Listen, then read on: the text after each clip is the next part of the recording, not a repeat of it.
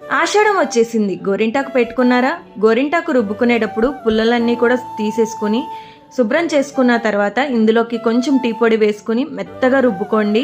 ఇలా మెత్తగా రుబ్బుకోవడం వల్ల ఇంకొకరి హెల్ప్ లేకుండా, చేతులు పెట్టే పని లేకుండా చాలా ఈజీగా పెట్టేసుకోవచ్చు. అది ఎలానో చూసేయండి. ఒక పైపింగ్ బ్యాగ్ కానీ, జిప్లాక్ కవర్ కానీ, లేదు అంటే ప్లాస్టిక్ కవర్ అయినా కూడా పర్వాలేదు. కొంచెం మందంగా ఉన్న కవర్ ఏదైనా తీసుకోవచ్చు.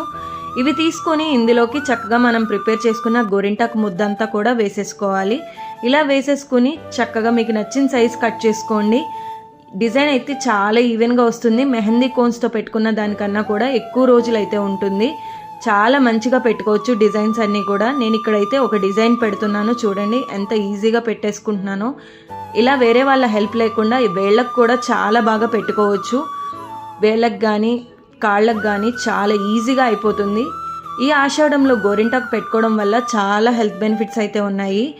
ఈ వర్షాకాలంలో వర్షాలు పడడం వల్ల ఒంట్లో ఉన్న వేడి ఎక్కువ అవుతూ ఉంటుంది. ఈ వేడి తగ్గడానికి చాలా హెల్ప్ అవుతుంది. అలాగే ఈ వర్షాకాలంలో పొలం పనులకు వెళ్ళే వాళ్ళకి కాళ్ళకి ఎటువంటి ఇన్ఫెక్షన్స్ రాకుండా ఈ గోరింటాకు అనేది చాలా బాగా హెల్ప్ అవుతుంది. ఈ టిప్ నచ్చితే మీరు కూడా ఫాలో అయిపోండి. ఈ వీడియోని సేవ్ చేసుకోండి. ఇప్పుడు పండిన తర్వాత ఎలా వచ్చిందో రంగు కూడా చూసేయండి.